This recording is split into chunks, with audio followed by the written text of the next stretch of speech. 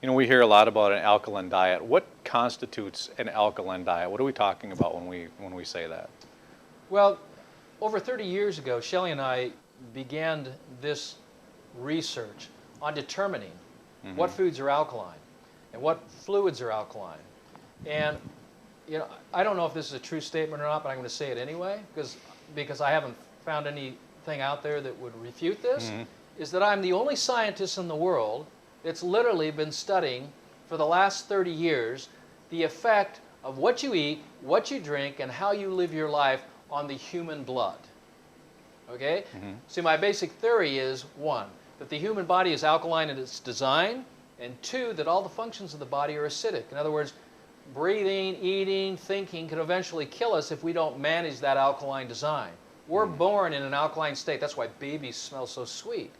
And when they start feeding babies food, you know, then things start changing. You know, their systems become toxic from the foods and the liquids they're drinking. So we can change that.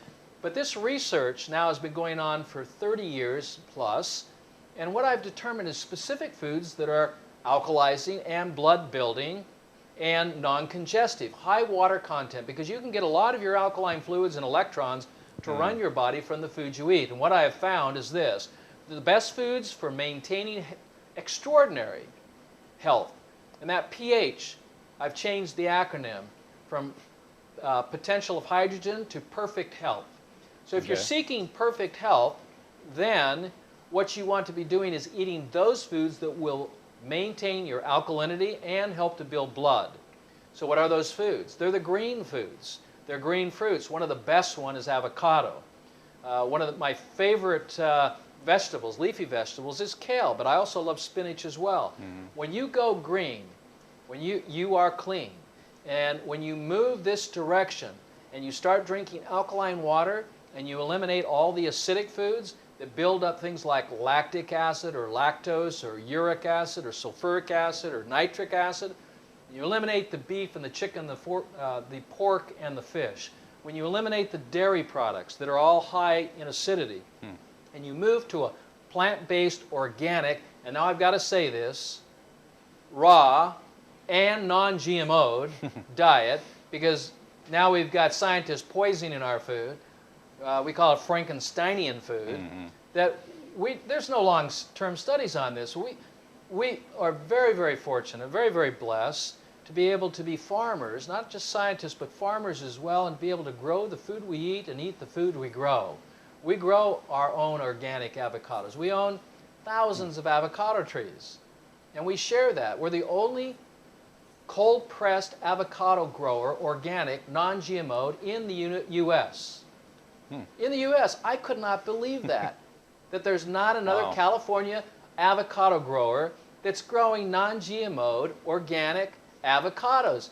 Now that is unbelievable to me, okay?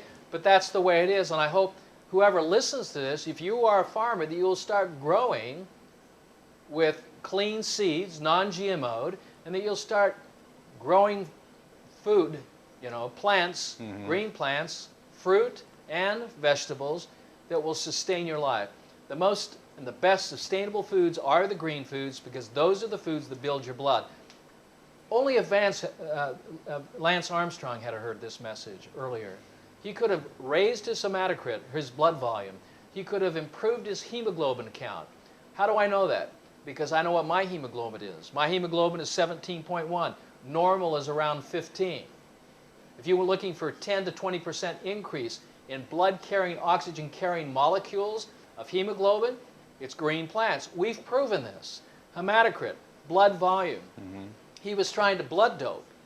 Okay, with what? His own blood.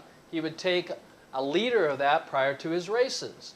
You don't need to blood dope. You can legally do this by just moving to a plant-based, organic, non-GMO'd lifestyle and diet, an alkalizing lifestyle. My hematocrit is 52%. So it's kind of like the ever-ready bunny. You can keep going and going and going. When is this person ever going to run out of energy?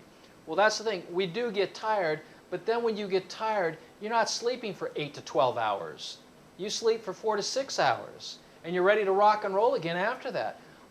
You know, I think most people are genuinely interested in what I have to say when they hear it. But the problem is very few people have the opportunity to hear this message.